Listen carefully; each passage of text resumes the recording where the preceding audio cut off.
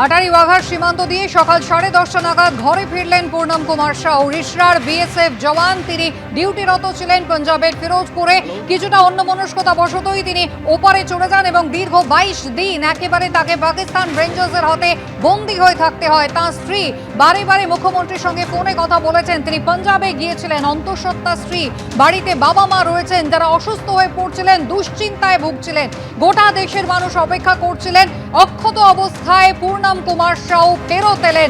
পাকিস্তান রীতিমতো নতি স্বীকার করতে বাধ্য হলো ভারতের সামনে।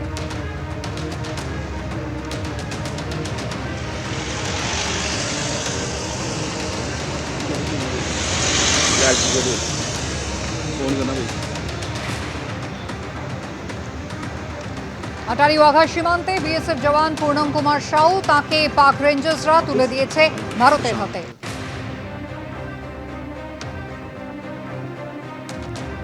বিএসএফ এর প্রাক্তন ডিআইজি সমীর মিত্র, তিনি কি বলছেন দেখুন।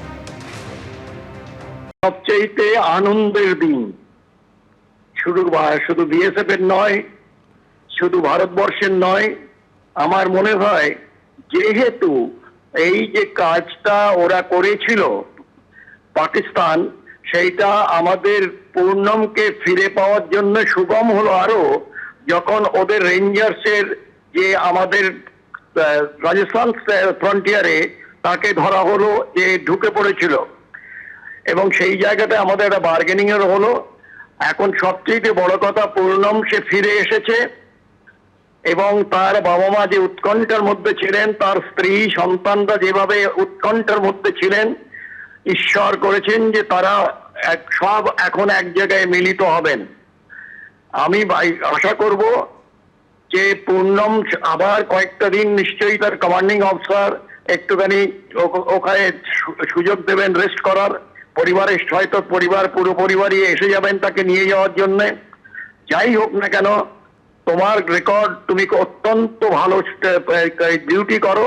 আমি চাইবো যে বিএসএফ এর নাম আরো উজ্জ্বল করো, আরো ভালোভাবে কাজ করো, এবং যেন তোমার মাধ্যমে আমরা আরো বেশি বলতে পারি যে বিএসএফ যে একটা খুব ভালো ফোর্সের একজন অত্যন্ত ভালো, তার যে আমাদের পূর্ণম, সে হচ্ছে আমাদের একজন বলবো যে মডেল, রোল মডেল।